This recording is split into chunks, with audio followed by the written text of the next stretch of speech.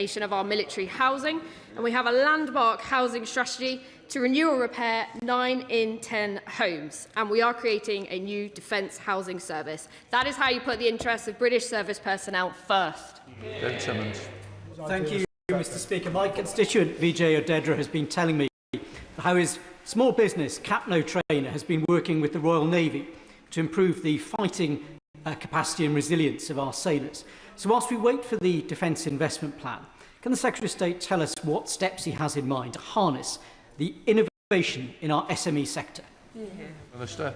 Well, I welcome him promoting a defence SME. There's defence SMEs in every constituency doing a good job. That's why we created the Defence Office of Small Business Growth to support more SMEs gaining defence contracts and increasing the direct spend that the MOD has with them. Very happy meeting him to discuss the SME he mentioned.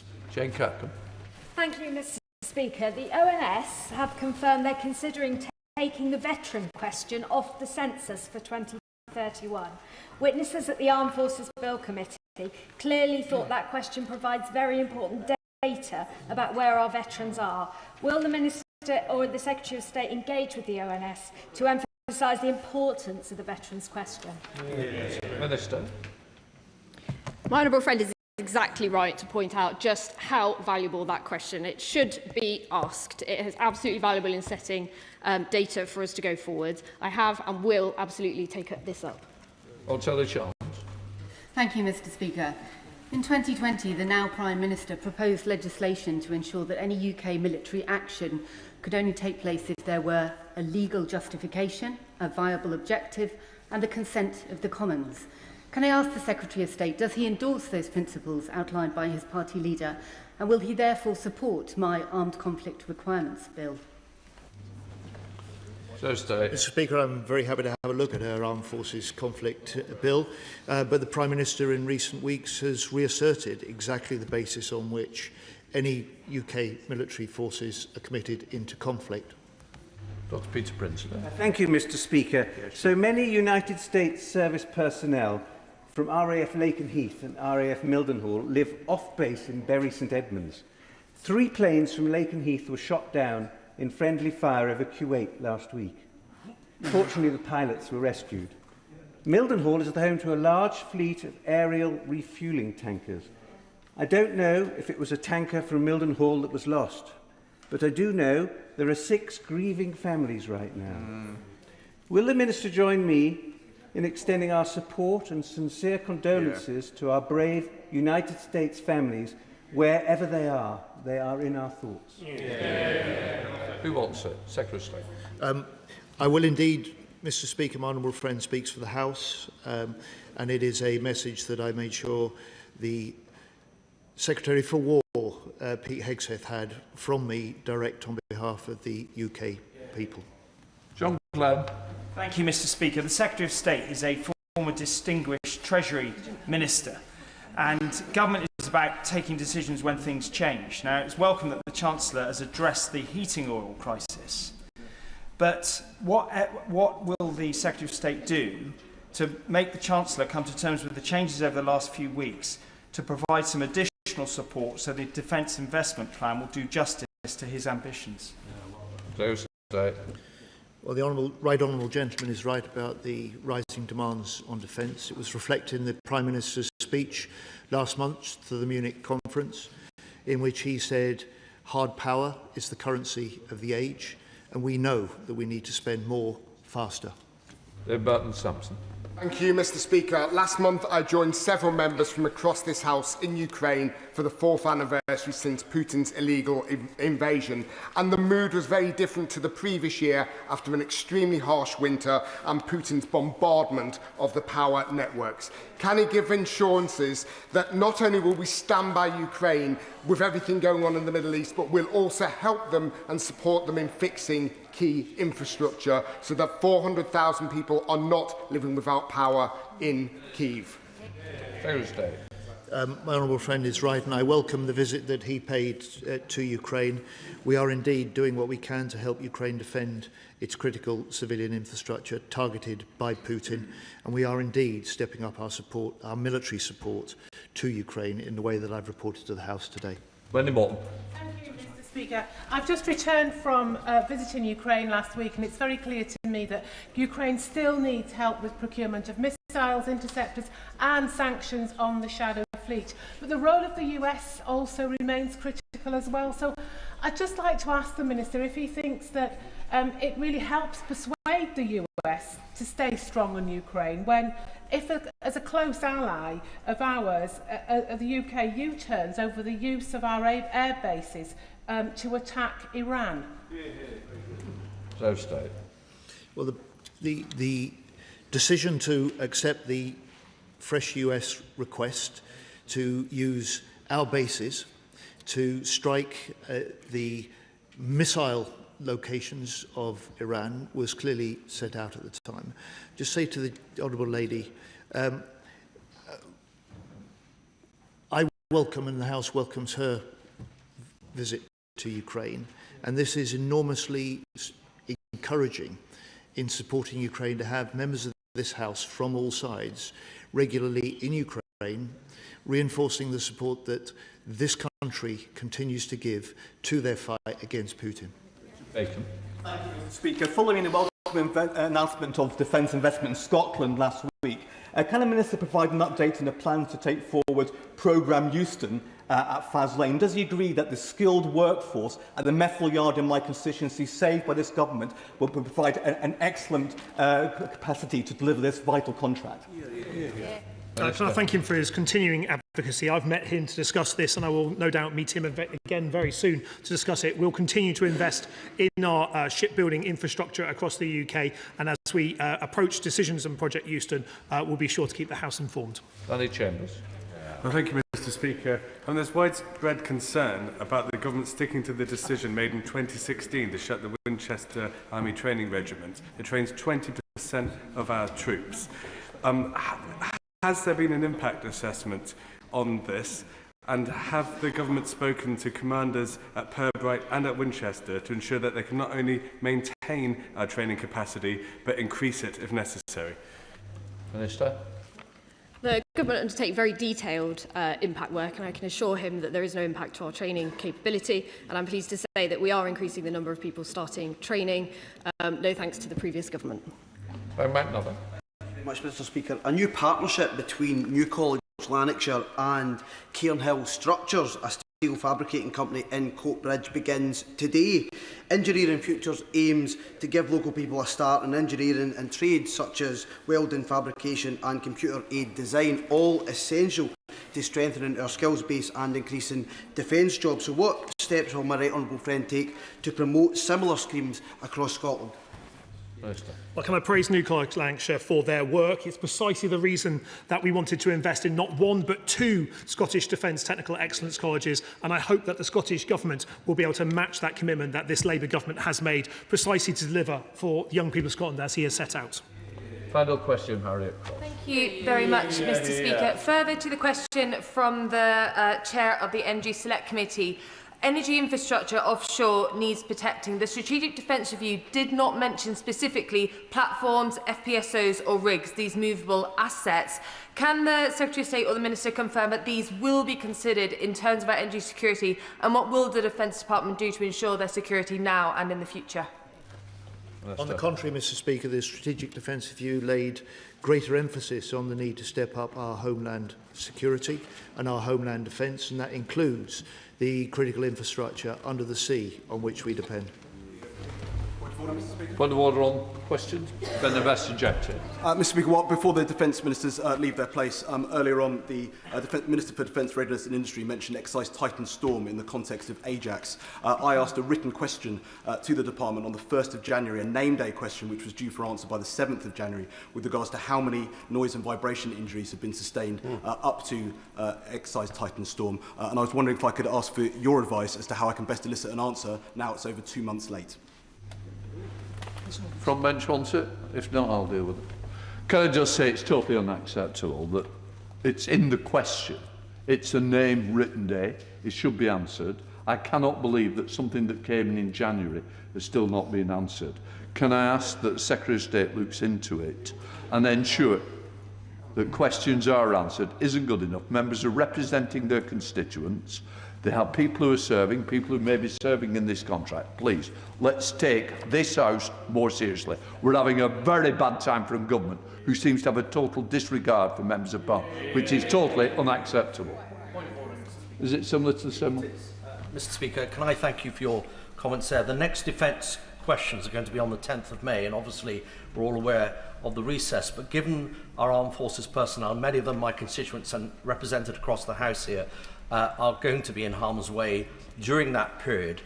Can I look to you, Mr. Speaker, as you always do, where necessary, for your urgent questions and particular statements to be given by the defence team in this period, because the 10th of May is a very, very long period of time, given we have armed forces personnel on duty right now.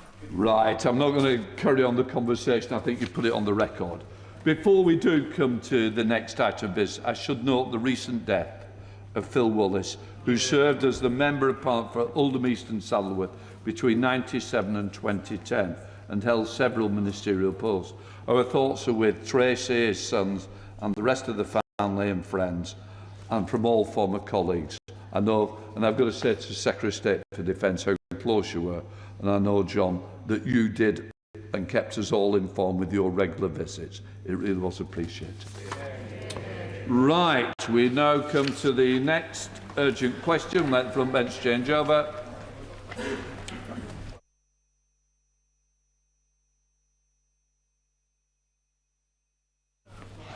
We come to the urgent question. Shadow Foreign Secretary Dame Priti Patel. Mr. Speaker, to ask the Secretary of State for FCGO if she would make a statement on the steps she's taking to secure the reopening of the Straits of Hormuz.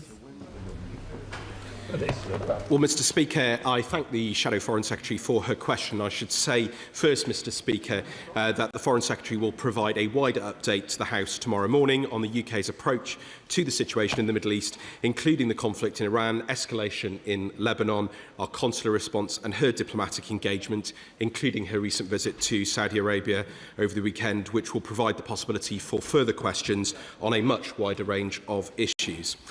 Turning to the Right Honourable Lady's question, Iran's reckless actions in the Straits of Hormuz are having damaging consequences for the global economy and putting the lives of those aboard civilian vessels in danger. Iran has struck several commercial ships in the last few days. Its actions have put a fifth of the world's oil supply effectively on hold. And indeed, a ministerial colleague will shortly update the House on steps that this government is taking to provide help to those affected in the UK that most need it. Last week, we joined, Mr. Speaker, 31 other countries and the International Energy Agency in agreeing a coordinated release of 400 million barrels of oil, including 13.5 million barrels from the UK, the biggest ever release in the IEA's history. Mr. Speaker, as the Prime Minister said this morning, we are working with all of our allies and partners, including our European partners, on how we can restore freedom of navigation in the region as quickly as possible and ease the economic impacts. That is not a simple task, Mr. Speaker, but we have to reopen the Straits of Hormuz to ensure stability in the market. Mr. Speaker, the Prime Minister spoke with President Trump yesterday on the importance of reopening the Strait of Hormuz. The Foreign Secretary was in Riyadh in recent days showing support for our partners across the region who face continuing strikes.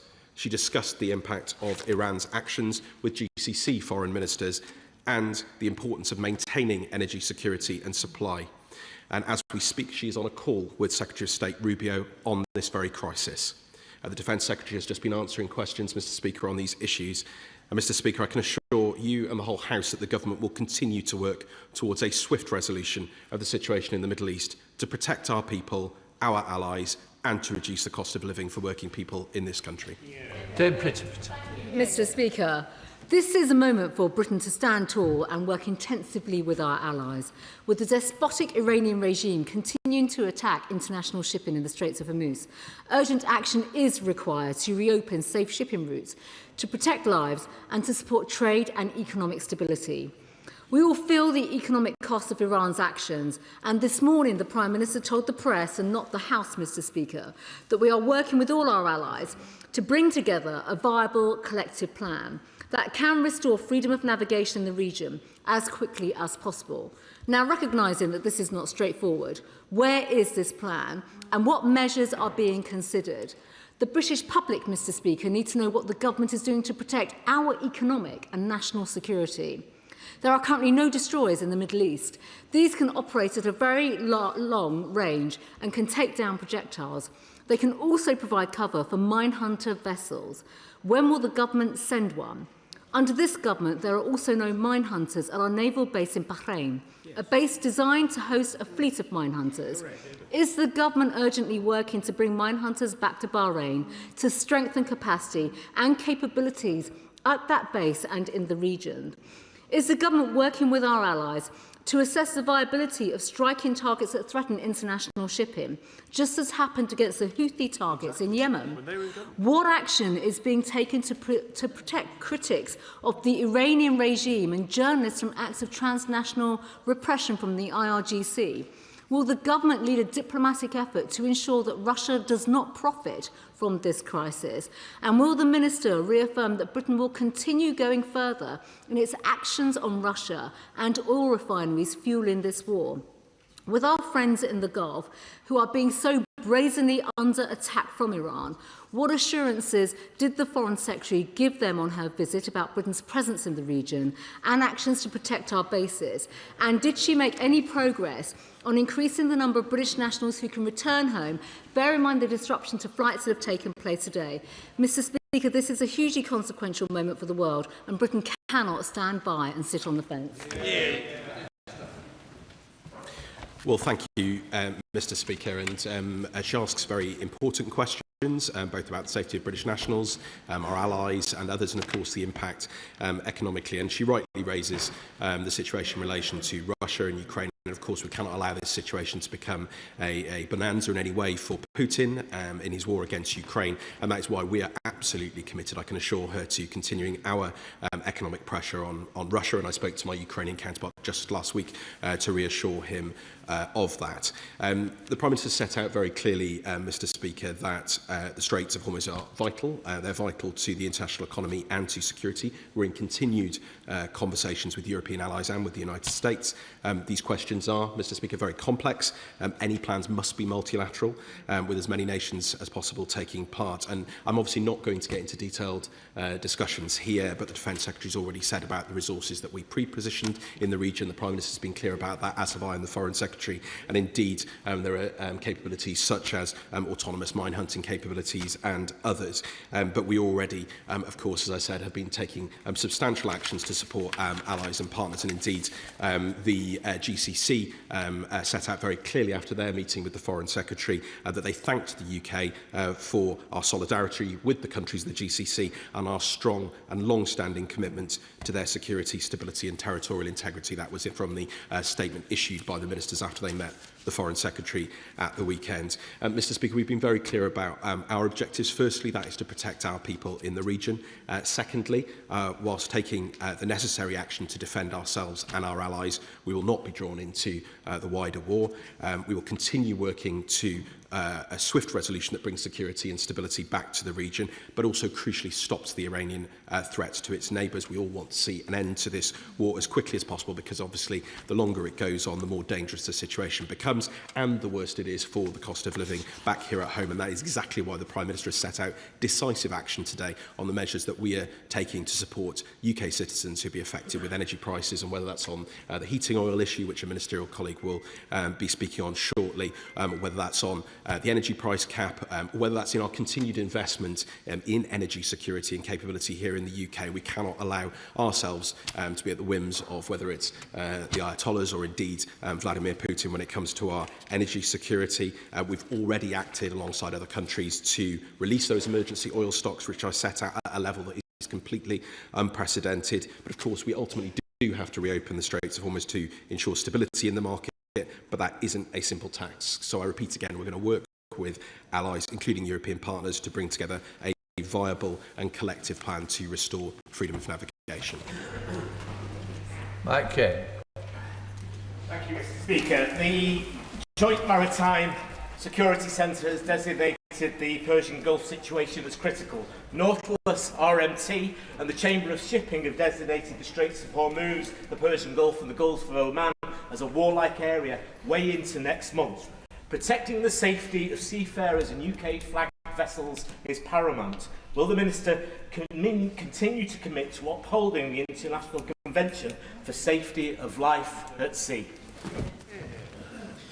Well, my honourable friend is absolutely right to raise these issues, and the extraordinary, reckless actions that Iran has been taking are not only risking and threatening those international shipping routes, but also the crews serving on board those vessels, I think should be foremost in all of our minds. And indeed, coming from a city with a proud merchant navy tradition, I'm only too aware of the sacrifices across multiple generations. I've been speaking closely with a range of partners, including across the Mediterranean in recent days, with our partners in Malta and Cyprus and Greece and elsewhere. And I know we're working very, very closely through the Department for Transport and other agencies to ensure that safety and security of shipping is maintained and restored. Callum Miller, Liberal Democrat spokesperson. Thank you, Mr. Speaker. Households across the UK are fearful of rising prices at the pumps and to heat their homes. The closure of the Strait of Hormuz by Iran will worsen the serious situation, yet it should have come as no surprise. And in response, President Trump's position is both irresponsible and inconsistent. 1 week, he says he has no need for UK warships to support his unilateral action because he has already won. The next, he says we must send ships. One day, he suspends sanctions on Russian oil in a desperate, dangerous attempt to bring down oil prices. The next, he says he might bomb the Iranian facility at Karg Island for fun. The UK should be leading on the world stage at a time like this, not following Trump like a poodle, nor succumbing to his bullying, as the Conservatives and Reform Party have advocated. So can the Minister state what specific actions the UK is taking with our reliable allies to press the US, Israel and Iran to scale back hostilities? And will the Minister commit to seek agreement in the UN Security Council on a collective approach to get the Strait open? Well, the honourable gentleman has set out very, very clearly his concerns, but what I will be clear is that the Prime Minister has taken a clear and level-headed approach in Britain's national interest to this crisis, taking each decision as it comes and always prioritising the protection of our people, our allies and our interests, and that is the approach he will continue to take in this crisis. He's been very clear that, of course, we have to reopen the Strait of Hormuz to ensure stability in the market for the very reasons that he set out, but that is not a simple task, and that's why we're working with all our allies, including European partners, to bring together a viable and collective plan to restore freedom of navigation. He raises, as did the Shadow Foreign Secretary, the issue in relation to Ukraine. I think I need to be clear, of course, Mr. Speaker, that decisions made by the United States in relation to its own sanctions are, of course, a matter for the US. We are clear that we will continue to ratchet up our own measures to bring pressure on the Kremlin to change course and support Ukraine in the pursuit of a lasting, just peace. And I would also be clear, Mr. Speaker, that the US has announced a temporary waiver of some sanctions on Indian refiners to purchase Russian oil, but the Treasury Secretary made clear that licence was deliberately short-term. But obviously matters for the US are for them. We will continue to strengthen our measures. And in terms of the impact on people here at home, the Prime Minister's announced the capping of energy bills until the end of June. He's announced the extension of the fuel duty cut. He's announced the support we're giving to rural communities with the cost of heating oil, 53 million. And of course, we're continuing to invest in our energy security, which is absolutely crucial. John Slinger. Thank you, Mr. Speaker. Given Iran's reckless behaviour, it is of course right that the Prime Minister has made sure that our brave forces are protecting our allies and our people, and also that UK bases are used for defensive operations. But with regard to the Strait of Hormuz and any further action we may or may not take, can he confirm that we will not get drawn into a wider conflict that we did not start? Well, I would simply refer him to the comments the Prime Minister made on this very issue this morning, that we won't get drawn into a wider war. But of course, we want to see the Strait of Hormuz reopened, and that is how we're going to work with our allies, including European partners, to bring together a viable and collective plan. But I'm not going to hypothesise about that today. Oliver Dowden. Thank you, Mr. Speaker. For centuries, the United Kingdom has been willing to commit its naval resources to defend free movement on the seas. Does the Minister agree with me that now is another such occasion when we should do so, and that if we fail to do so, we will pay the price here in higher oil prices and overseas in terms of the perception of the United Kingdom being willing to stand up for the interests of its friends and allies in the Gulf? And furthermore, can he assure the House that this will be considered by the Government as a totally separate question to the United Kingdom's participation in Operation Epic Fury? Well, the Prime Minister set out very clearly the approach he's going to take to this issue this morning, and the Defence Secretary has just been answering questions on these matters just now. He set out very clearly, the Prime Minister, what steps we're taking to mitigate the impact on UK citizens and also the steps we are taking globally. We all want to see the Straits reopened. We've got to have a viable plan, and we're going to work with allies on that. Dave. Thank you, Mr. Speaker, and I thank the Minister for his detailed responses. And he will know, like many of us across the chamber do, that there are many residents across our country who are really worried and concerned about the conflict in the Persian Gulf. But can the Minister reassure me and the House that they are having discussions with the Department and ongoing discussions with Cabinet colleagues on assessing the different scenarios of the conflict in the Persian Gulf? Well, firstly, I can absolutely understand the concern that her constituents feel, and indeed it's felt by many constituents, including my own, up and down the country. And that's exactly why the Prime Minister set out the decisive action we're taking on energy bills, on fuel duty, on support on heating oil, and of course on our continued investment in energy security in this country. Of course, Iran could stop its reckless attacks on shipping. It could reopen the Straits of Hormuz. That is fundamentally the reckless and dangerous action that they are taking, and we're going to continue to engage with allies on what we can do. Sir Bellinger.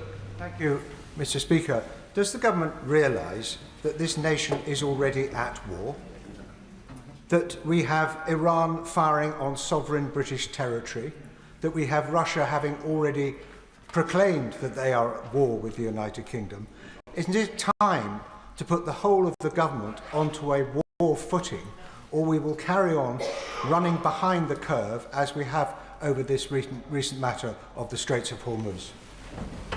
Well, I simply don't accept his assertion that we've been running behind the curve. We've set out in this House on a number of occasions the measures that we took before this conflict happened, the resources that were pre-deployed to the region, including in the defence of Cyprus and other key allies and partners. The Prime Minister set out very clearly whether it's our Typhoons, whether it's our F-35s, whether it's anti-drone measures, whether it's our air defence systems, all of the support that we're setting in place. And that is why the GCC welcomed the support and solidarity we've shown with the Foreign Secretary at the weekend, and it's why we continue to work with allies and partners on a daily basis. MacDonald. Mr. Speaker, the Prime Minister was right when he said today that we will not be drawn into the wider war.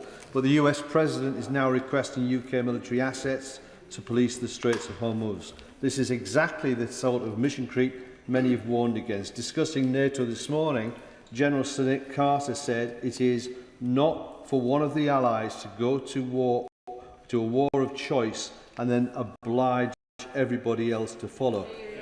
Can the Minister confirm that the UK will not provide further military assets to this US war, which President Trump did not consult the UK on and which the UK public do not support, or that this House will be able to vote on any such proposal? Minister. Well, the Prime Minister has set out very clearly the decision-making process that he and the Cabinet have been through on these issues. He's been very, very clear about the need for us to defend our allies and partners, but he's also been clear that in relation to the Straits of Hormuz, this is not a simple task, and we're going to be working with allies, including European partners, to bring forward a viable and collective plan. Chris Coughlin. Mr. Speaker, given the fate of the Russian Black Sea Fleet from maritime drones and ground forces from FPV drones, does the Minister agree with me that there is unlikely to be a military solution to reopening the confined waters of Hormuz, and therefore that we need a diplomatic solution as fast as possible?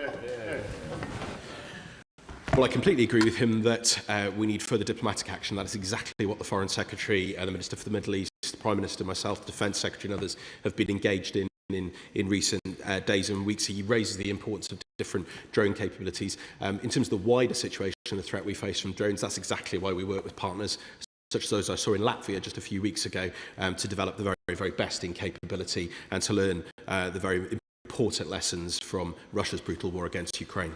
John MacDonald.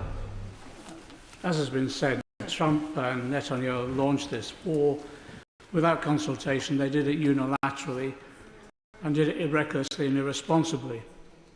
And it was totally predictable, absolutely predictable, that the Straits would be threatened in this way.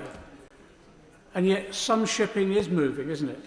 Some shipping going to our ally, India, because they're not engaged in the war, because they're at peace with Iran.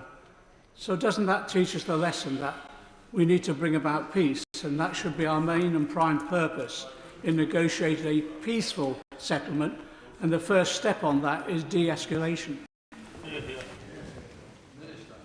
Well, let me first be absolutely clear that, of course, Iran's regime has been appalling. It's been reckless. What they've done to their own citizens.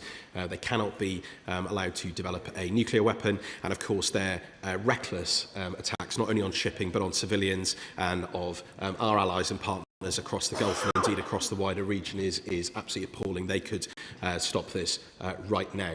But the Prime Minister has been very, very clear that our decisions as the United Kingdom will be based on a calm and level-headed assessment of the British national interest at every stage. Sir Desmond Swain. What is his latest assessment of the threat of transnational oppression carried out by the Iranian Revolutionary Guards Corps? Well, I'm obviously not going to get into a detailed assessment on the floor of this House, but he will know that we have faced transnational repression threats, not only from Iran, but other countries. And that is the work that my colleague, the Security Minister, myself and others are absolutely united in doing everything that we can to defend against. We cannot allow Iran to operate on our streets in this way, or indeed other hostile states who seek to do harm outside their borders. Paul Wall. Mr. Speaker, this government is absolutely right to refuse to take part in this war being waged by the United States and Israel. But will he confirm to me and to this House again that actually we're going to put British interests first in everything we do, and that includes protecting the global economy and protecting all their constituents with their energy bills? I absolutely can assure him of that. That's exactly what the Prime Minister has set out today, not only how we will take these decisions in the British interest, but also the measures we're taking to meet the needs of the British people who are affected by the energy consequences, in particular, of this war. Brendan O'Hara. Mr. Speaker, the government said previously that the United States could only use UK airfields for the specific and limited purposes linked to defending against Iran's reckless attacks. Yet we know that RAF Fairford is being used by the United States to launch B-52 bombers carrying up to 24 cruise missiles at a time.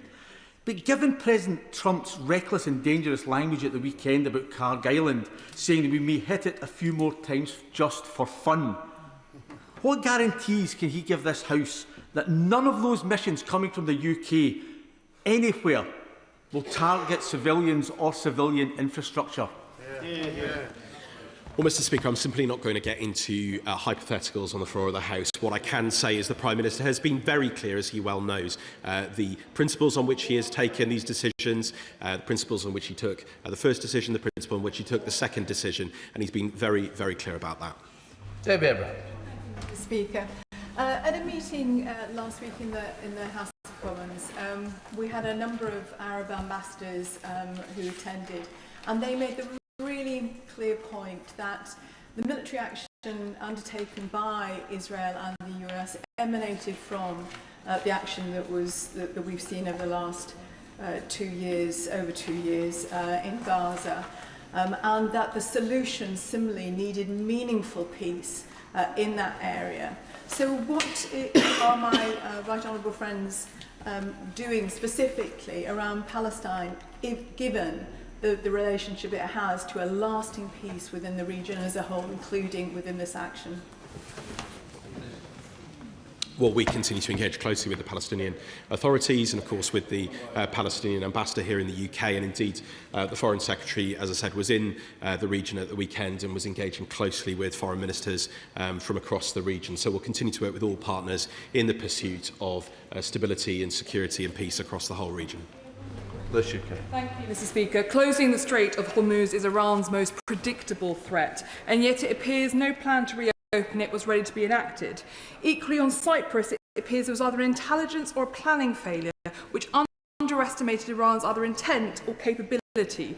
So will ministers review whether adequate planning and assessments are taking place, and will the minister also give firm commitments that direct representation be made to both the US and Israel to make sure no action takes place around Evin prison, because the Formans and other British nationals remain held hostage there, and we've heard nothing from the government on making sure that they are protected, unlike the action last summer where Evin prison was bombed?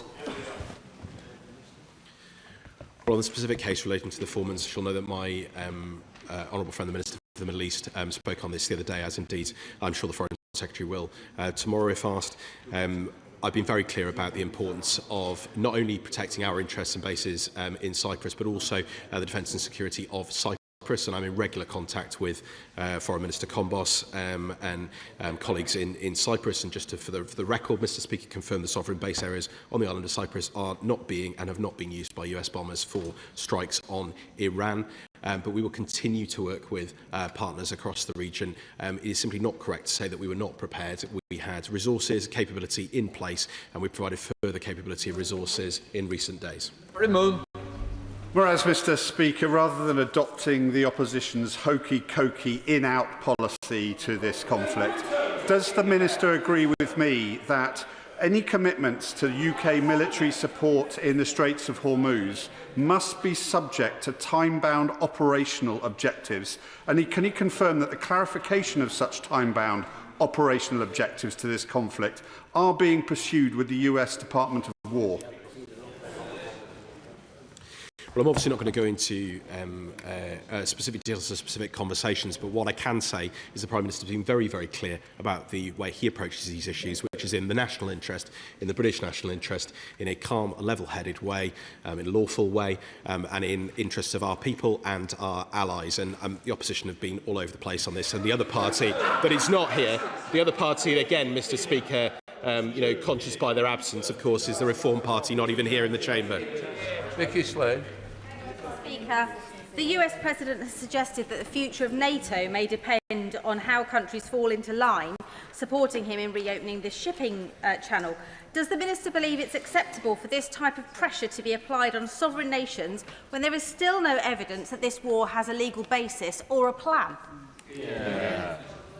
Mr. Speaker, this country remains absolutely committed to NATO, a NATO-first policy, and the President has made very, very clear his commitment to Article 5 and to NATO. That's not in any doubt. What I will say is that we continue, as I've said, to engage with allies, including European partners, on viable and credible options to reopen the Straits of Hormuz, but I'm not going to go into further details at this time. Mr. Speaker, the reality is it's Trump's warmongering and illegal war which not only risks plunging the Middle East into a dangerous conflict but is now impacting people here at home. Does the Minister accept that the only lasting way and right way forward is continue to push for de-escalation and an immediate end to this illegal war? Well, I completely agree with him that we need a swift resolution. We all want to see peace and stability and security in the region. Of course, Iran could end this by ending its reckless attacks on shipping, on allies in the region, on civilians, and they could do that right now. Sir Ian Duncan. Mr. Speaker, the problem we've got here surely is that the government, having decided not to be involved in this, and then literally a day later deciding that they would be involved by granting the bases to America, has brought us into a war. Like it or not, that's where we are. I don't understand what the wider war means when we are in the war.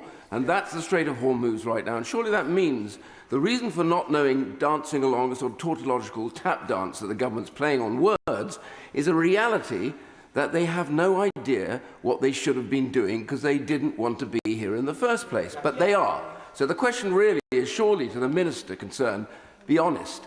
We are in the war. What are we going to do about the Strait of Hormuz and what assets will we put there?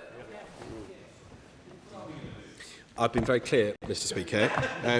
We have to reopen the Strait of Hormuz to ensure stability in the market, but that is not a simple task. I think to suggest that it is simple would be not doing judgment. No, but in terms of the tenor of the questions that have been asked, and as I said, we are working with all of our allies, including European partners, to bring together a viable and collective plan. Thank you, Mr. Speaker. The Shadow Secretary of State said in her remarks that this was a moment for Britain to stand tall, and I agree with her. And that's why I was pleased to see the Prime Minister and this government stand strong instead of running blindly into another Middle East war with no clear plan. Can the Minister assure me in this House that we'll continue to act in the British national interest and in the interest of British nationals in the region? I absolutely can assure him of that. And I have to say, I mean, the Shadow Foreign Secretary today asked, I thought, some very reasonable questions, but I have been surprised by some of the tone and commentary coming from the opposition benches and in the media. At times like these, when we have British armed forces bravely defending allies and taking action, I would hope that we would see more unity and more coming together on such a crucial issue. These are complex, these are difficult issues, and I think to suggest otherwise, or to simply engage in simple party political point scoring, is simply not the right way forward. Dr. Ellie Chapman. Thank you, Mr. Speaker. The Minister and the Prime Minister have talked about the UK being willing to participate in a viable collective plan to reopen the Strait of Hormuz. But does he really think that President Trump has a viable plan, given that he had no plan for the illegal war, nor any legal justification for the war that he's launched? And given this, will the UK instead be absolutely unequivocal that we will not give in to Trump's bullying demands and instead stand up for British interests, make absolutely clear we will not be dragged into a catastrophic illegal war in the Middle East? Mr. Speaker, perhaps she could tell us how her party would defend the British national interest without spending money on defence or indeed by leaving NATO. Absolutely crackers. Sure, what it's about. Sir Smith. Thank you, Mr. Speaker. My constituents in Hyndburn have certainly said to me consistently, they've spoken in support of the Prime Minister's decision not to take us into this war. But my thoughts, and I'm sure those of the whole House, are with our brave service people who are stationed in the Middle East and across the Mediterranean. So could the Minister please update the House on discussions that he's been having with his Cypriot counterparts specifically, and the defence of the Akrotiri base and the wider island? She's absolutely right, and I think all of our thoughts are not only with our brave armed service personnel in action in defence of allies and our interests, but also with their families and all of those affected, and of course the British civilians who continue to be out in the Middle East, and indeed the merchant shipping crews as well. She is absolutely right to ask about Cyprus. I'm in regular contact with Foreign Minister Kombos and with the Cypriot government. I'm also regularly in contact with our administrator of the sovereign base areas, and I can absolutely assure her that the protection not only of our bases but also the defence and security of Cyprus is foremost in my mind and that of the government. Sir Julian. Some things never change in naval warfare, and one of those things that never changes is the unsuitability of surface vessels to force their way through narrow contested straits.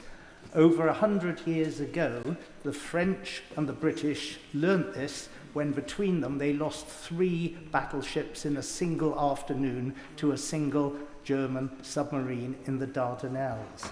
So will he advise President Trump that whilst we would like to help him reopen the Straits of Hormuz, the way to do it is not with a £1 billion warship escorting vulnerable tankers, but with counter-drone technology such as Ukraine can help him to supply, providing he has the decency to ask President Zelensky for some help?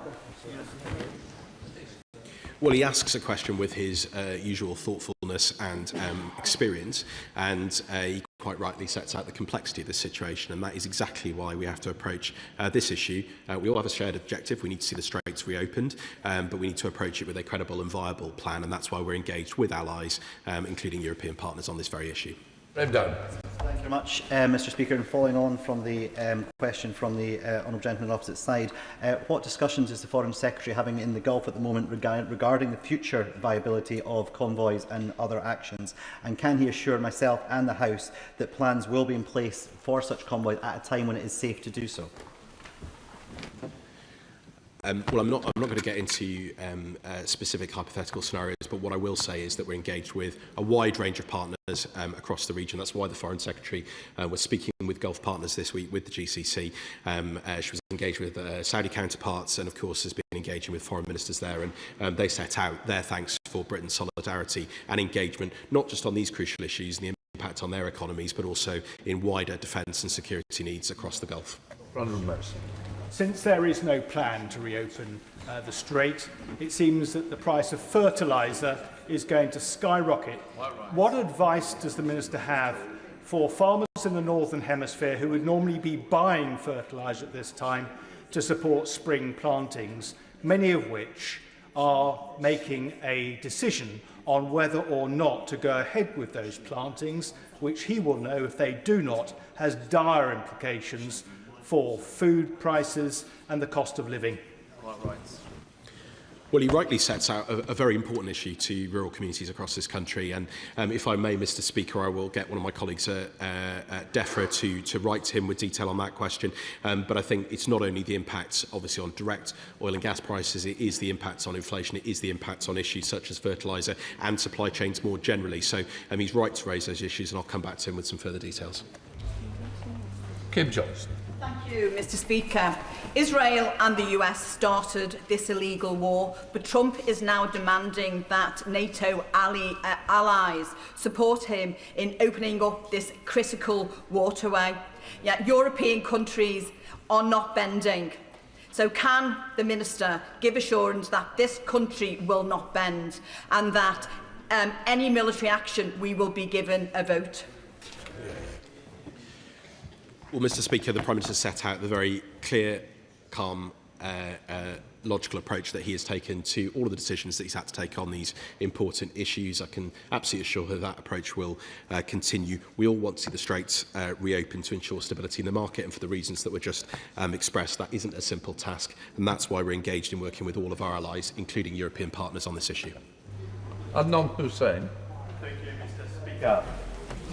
Given that the British public abhors being drawn into another war, and given that some members of this House are already calling for an escalation into military involvement, without addressing the potentially catastrophic consequences, will the Minister reassure the House that the government will prioritise diplomacy and de-escalation rather than drawing this country into a deeper military involvement? Well, he heard quite clearly what the Prime Minister had to say on those issues this morning. Nigel Payne. Thank you, Mr. Speaker. Alongside the escalation of closing the Strait, the Minister knows that female activists in Iran continue to be relentlessly targeted by this repressive regime. Will he ensure that the work that the Foreign Secretary is spearheading in the Foreign Office to tackle violence against women and girls globally includes specific initiatives to support the brave women and girls in Iran? Well, he's right to raise the absolutely horrific circumstances for women and girls in Iran, which of course have been going on for many, many years. And he knows the priority that the Foreign Secretary and indeed all ministers place on this issue. Obviously, the situation inside Iran at the moment is extraordinarily difficult. We don't have a full picture on what is happening there, but I can assure him this will continue to be a priority. David Reid. Thank you, Mr. Speaker. It's a known that the Iranian regime will close down the Strait of Hormuz in a period of conflict. So back in May 2025, I asked the former Foreign Secretary, now Deputy Prime Minister, what would happen and what contingencies we had in place to be able to offset against that. And I quote, "I assure the honourable member that these issues are of course under consideration." And this is the key part, Mr. Speaker. All contingencies are in place. Now, listening to the Prime Minister, the Defence Secretary and now the SEDO Minister, those remarks just don't add up. So what's changed? Mr. Speaker, I've been very clear today, and the Prime Minister has been very clear. We have to reopen the Straits of Hormuz to ensure stability in the market. That is not a simple task, and I think he knows that well with his level of experience, and that is why we're engaged with our allies on credible and viable plans. Fresh from the doorsteps of Arthur's Hill, West Denton and Blakelaw, I can confirm that this is an issue of real concern and some fear across Newcastle Central and West, and that there is overwhelming support for the government's decision not to join Israel and the US in initiating an unthought-through war in one of the world's most complex and unstable regions. Given that the Foreign Secretary emphasised how closely Iran and Russia are allied with Iran providing the drones for Russia to use in Ukraine. What assessment has the Minister made of the impact of the US reducing sanctions, lessening sanctions on Russia, on Russia's ability to support its ally, Iran? Well, she's absolutely right to highlight the connections between Russia and Iran, and having been in Kiev when bombardments have been going on, likely from Iranian-made drones, and having seen the devastation that they've caused, it's clear that alliance has been in place for some time and has caused devastation, not just in Ukraine, but of course we're now seeing it across the Gulf, and it's absolutely appalling what Iran has been doing. I can absolutely assure her that we will continue to put maximum pressure on Russia economically. I spoke to my Ukrainian counterpart on this just last week. Obviously, US sanctions matters are for them, but I did set out that the Treasury Secretary had announced that those were temporary measures in relation to oil that was already at sea. Thank you, Mr. Speaker. Contrary to what some less well-informed voices on the Conservative benches have been saying, short of putting ground troops into Iran, there is no military solution that enables us to open the Strait of Hormuz. The Iranians are effectively holding at-risk civilian shipping with missiles, drones, subs, fast boats. It's very difficult to come up with a military solution to that problem. Therefore, Iran can decide if they want to reopen the Straits of Hormuz. So will the Minister tell the House whether we are getting together with our European allies to deliver a message to the Americans that they need to step down and step away from this to enable Iran to reopen the Straits?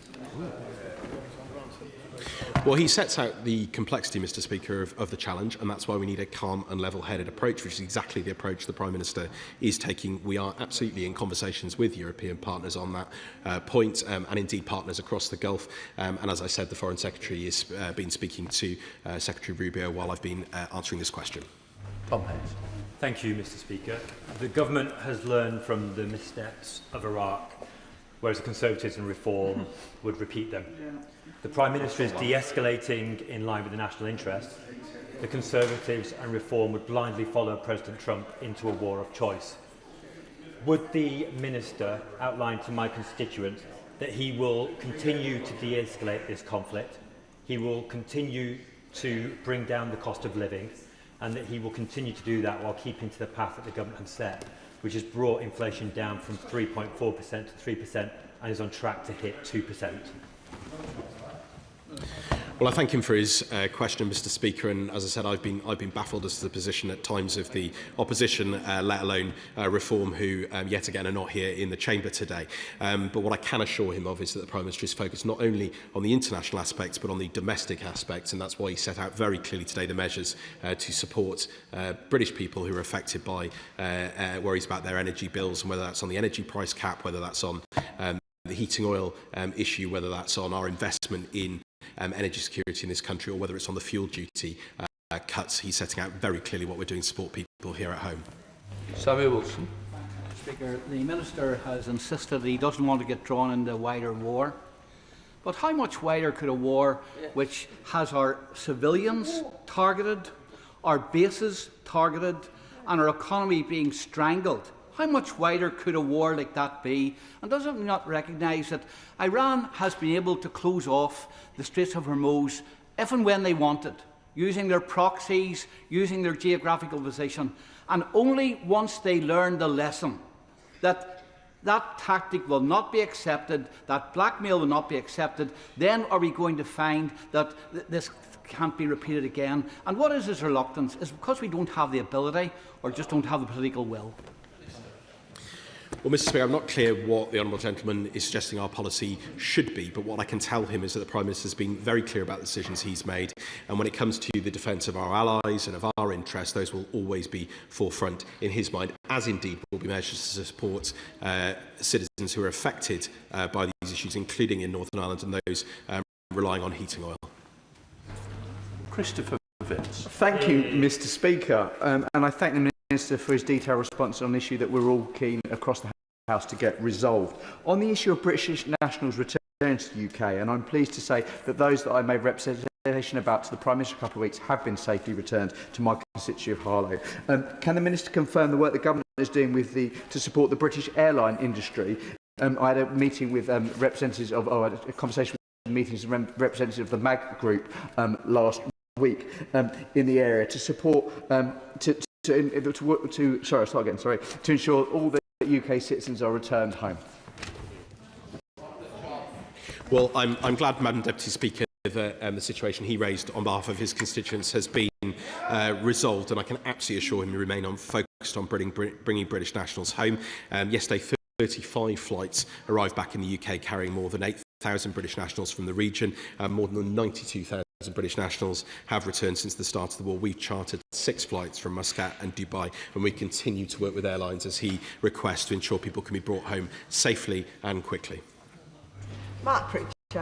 The Speaker, the Strait of Hormuz, of course, is a narrow body of water, but so is the Red Sea.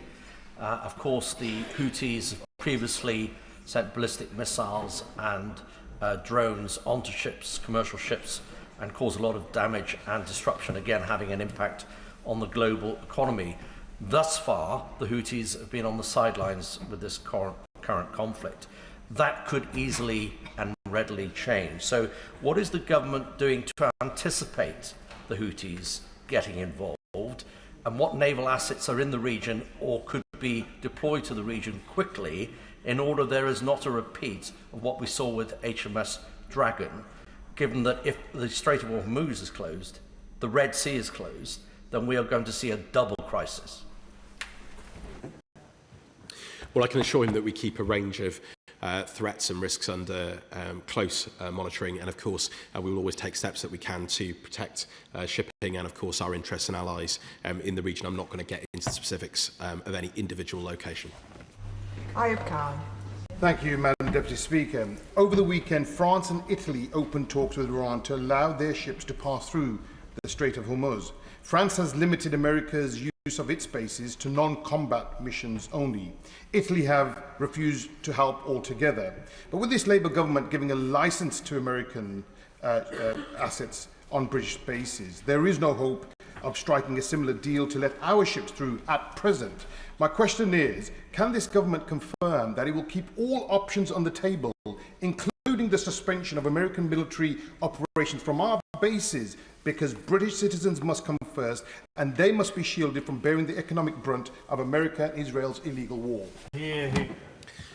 British citizens do come first, and the Prime Minister has set out very clearly the basis on the decisions that he's made, which include, of course, the defence of our allies and partners in the Gulf, which I'm sure he would agree is important, and indeed British citizens and interests in the Gulf. I'm not exactly sure, again, what type of policy he is suggesting that we follow. I can tell him that the Prime Minister will continue to approach this in a calm and level-headed way in the British national interest. Ben Obsojecti. Thank you, Madam Speaker. With impeccable timing, in January, the US withdrew its Avenger-class minesweepers from the Arabian Gulf and replaced them with the littoral combat ships, roughly the same time that we withdrew HMS Middleton, our last mine hunter in the region. As of yesterday, 2 of those littoral combat ships were seen in Malaysia, several thousand miles away, leaving only one, USS Canberra, which potentially has the ability to deploy autonomous vehicles. The Prime Minister this morning said that we would deploy autonomous ships to help clear the minefields. Potentially, HMS Stirling Castle, the support ship for that, only left Portsmouth this morning, so that's 3 weeks away. What is the earliest date that the Minister thinks that the Straits of Hormuz could begin to be cleared, irrespective of the conversations he's currently having with our allies? Well, he will know that US operational matters are not for me to answer at the dispatch box. He's just had a chance to ask the Defence Secretary questions on detailed UK operational matters, but I'm not going to go into the details of specific deployments, where they may or may be, or timelines. That simply wouldn't be appropriate. This is an extraordinarily complex situation. What we need is a credible and viable plan. Dr Alpington.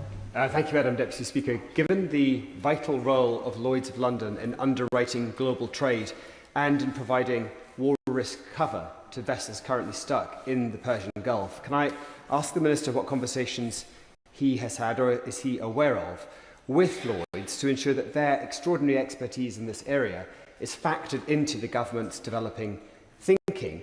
And can I also ask what conversations have been had across government to protect and defend the reputation of Lloyd's against, frankly, shameful attacks from the MAGA movement in the United States? Well, I actually recently met with the chair of Lloyd's on wider insurance issues in relating to Ukraine and other matters, which I'm sure he would share my interest in. I don't have the detail of what conversations have gone on in recent days on this, but I will happily get one of my ministerial colleagues to write to him on that issue. Dr Neil Shastrios. Thank you very much, Madam Deputy Speaker. And the Iranian regime will be studying carefully our actions back here in the UK. Only last month, FCDO officials attended an Iran National Day celebration hosted in London by the Iranian embassy. This was at precisely the same time that thousands of Iranians were being slaughtered on their own streets. Why were officials permitted to go to such an event? Who authorised it? And will officials be allowed to go to any such events in the future? Very good question.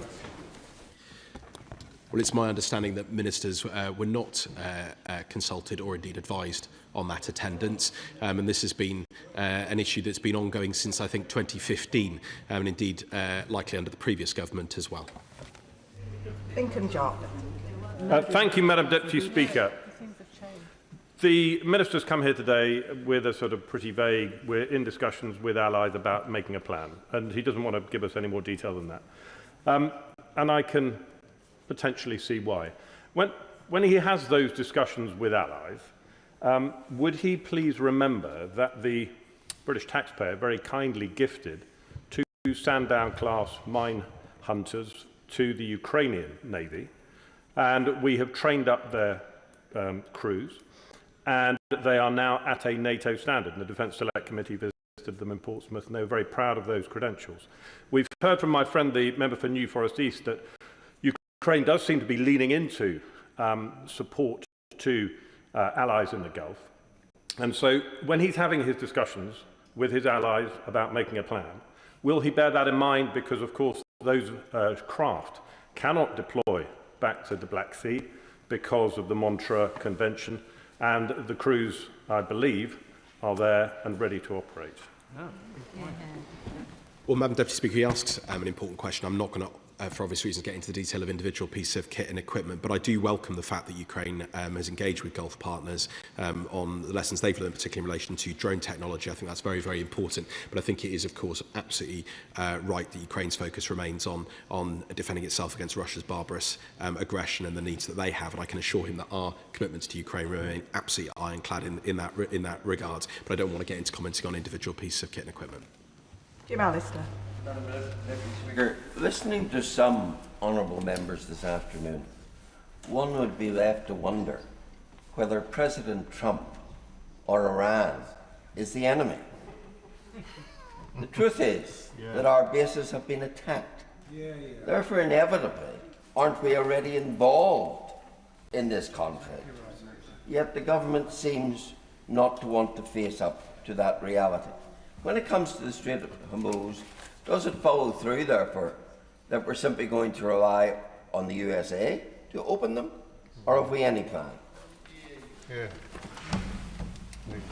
I'm afraid, Madam Deputy Speaker, I don't recognise his characterisation of our response. We have British Typhoon and F-35 jets flying in defence of British people, bases and partners, including Qatar, Cyprus, UAE, Jordan and Bahrain. We've had multiple F-35s, Typhoon jets and ground-based defences shooting down drones. The Defence Secretary was just setting out the operational hours and sorties that our brave crews have been flying. And of course, we also have HMS Dragon on our way to the Eastern Mediterranean. Indeed, RFA Lyme Bay also sailed from Gibraltar and is available for maritime tasks as well. We also have helicopters and other assets in place, so I simply don't recognise the characterisation he's making. Iqbal Mohammed. Thank you, Madam Deputy Speaker. It is suspected that AI systems have been used to target and murder 165 school children and their teachers using US-made Tomahawks, with further double-tap attacks falling on survivors 40 minutes later. This government says violence against women and girls is a priority, yet in failing to call out this clear war crime, those words mean nothing as the bodies of children get buried. So will the Minister explain what the UK government is doing to hold America and Israel to account for these war crimes? And does he share my concerns about the use of AI to kill? Well, the Defence Secretary set out, I believe previously, our position in relation to autonomous systems and AI. That's not for me to comment on as a Foreign Office Minister. But what I will say is that my understanding is investigations into the incident he refers to are ongoing, and it wouldn't be appropriate for me to comment on them at this time. Jim Shannon. Thank you, Madam Deputy Speaker. Can I thank the Minister very much for his answers and his tone as well, and use of words very, very carefully. Whilst I'm very clear in my stance on the principle of the war against the terrorist regime in Iran, I do not believe this is not about principle. This is about practicality, and the fact that my constituents on the poverty line, those who work and are not entitled to government help, and whose wages no longer cover the bills they covered 3 years ago, for those people, the government must make the right decision and secure the shipping channel. Doing so does not enter us into a war, but protects our constituents. So will the Minister determine to act in the British interest and work with our allies and secure this essential route? Thank you.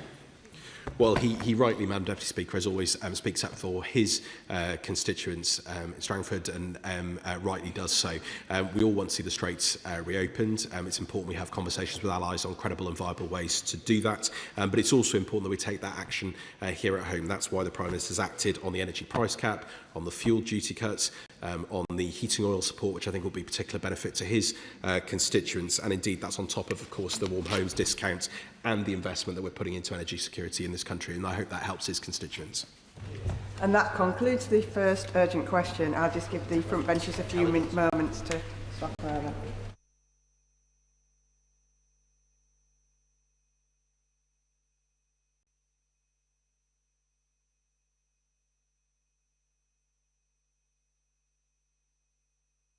Order. Before we come to the urgent question on the Government's response to the humble address motion, I would like to remind the House that Peter Mandelson is the subject of an ongoing police investigation. However, no charges have been brought. The sub judice resolution, therefore, does not currently apply. In that context, it is up to ministers how they reply, but the House's rules do not prevent them from answering fully. Nonetheless, I know the House would not wish to do anything that risks prejudicing the investigation. So I would gently say to members that it would be helpful to exercise a degree of restraint in referencing specific matters under investigation. Urgent question. Shadow Minister. Thank you, Madam Deputy Speaker. To ask the Chief Secretary to the Prime Minister if he will make a statement on the Government's compliance with a humble address of 4th of February relating to the appointment of Peter Mandelson as His Majesty's Ambassador to the United States. Chief Secretary to the Prime Minister. Thank you, Madam Deputy Speaker. I updated the House last Wednesday on the Government's response to the humble address motion of the 4th of February, after the first tranche of documents were laid in